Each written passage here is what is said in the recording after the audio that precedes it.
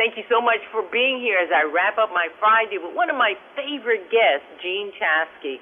She's an award-winning journalist, and you see her everywhere talking about what? Money all the time. And she brought a guest today. She brought Jason Vanderloo. He's the Chief Client Officer at Edelman Financial Engines. Thank you both for being here once again, and thanks for returning, Jean. Thanks for having us back. Okay, I'm going to start with Jean. What can you tell us about this year's Everyday Wealth in America study? Because you're a part of knowing about this great study. Yeah, so this is the second year in a row that we've done this study at Edelman Financial Engines, and it takes a look at how wealth intersects your life. And this year we took a deep dive into a few areas that we know have been particularly challenging for people: home buying, credit card debt, and we took a look at divorce. I think those are great areas. Those are the ones that are getting all the attention. Jason, what are some of the highlights from this study then? Well, one of the first highlights we found is that very few Americans actually consider themselves wealthy. Only 14% of the people we surveyed said they feel wealthy. And what was remarkable is that 67% said they would need $1 million in the bank to feel wealthy. And last year, that number was only 57%. So with everything that's happening in the stock market, with inflation, with interest rates, it's just getting a lot harder to be wealthy and to feel wealthy. Probably very true. Jean, can you talk about some of the challenges in home buying? Because you had said that's one of the things that the study looked at.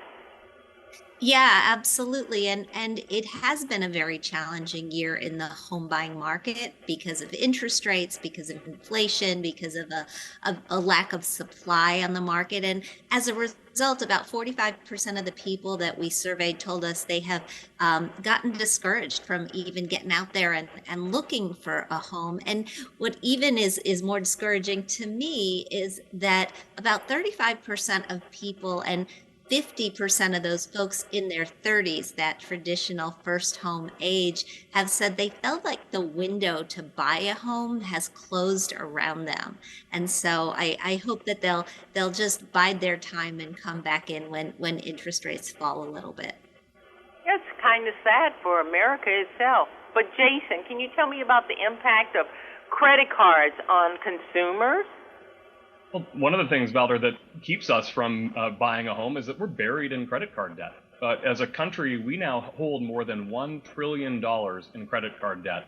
And in our study, we found that Americans said credit card debt is the single biggest threat in their ability to build wealth. And with interest rates hovering around 20%, that debt is something that can take years, maybe even decades to pay off. And it gets in the way of buying a home, gets in the way of feeling financially secure. You're on the mark. I'm telling you, that's the truth. And Jean, you know, the study that you guys did, it's interesting. How does money impact our personal relationships? Because I know money can break up friendships, and I'm sure it break up marriages.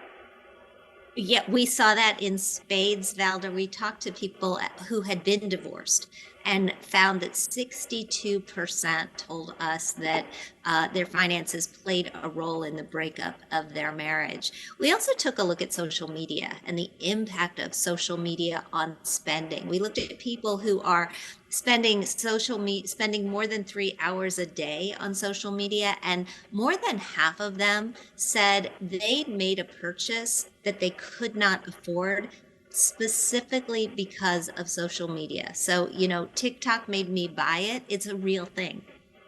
Oh, my goodness. Jean, I have a question from you that comes from Instagram platform. They want to know if you have a new book out or you got a new book coming out. I am at work on a new book, very excited about that. But for all the college grads out there and anybody who's got a young person in the family, my most recent book is called How to Money, and it's a guidebook for Gen Z. All right, you guys know to go get that one. Jason, I'm going to wrap up with you. What can people take away from these findings, and where do we go for more information?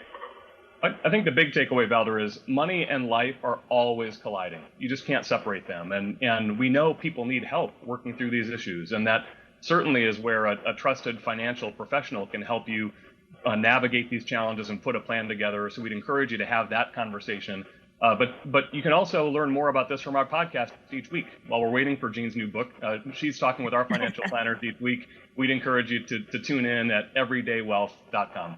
Hi, I'm Valder Beebe, host of The Valder Beebe Show. We have over 1,000 videos on ValderBeebeShow.com and YouTube.com/ValderBeebeShow. We upload new videos daily. Our site is a modern baby boomer platform with news and information important to boomers. Subscribe to YouTube.com/ValderBeebeShow and stay connected as I interview the world's most fascinating people.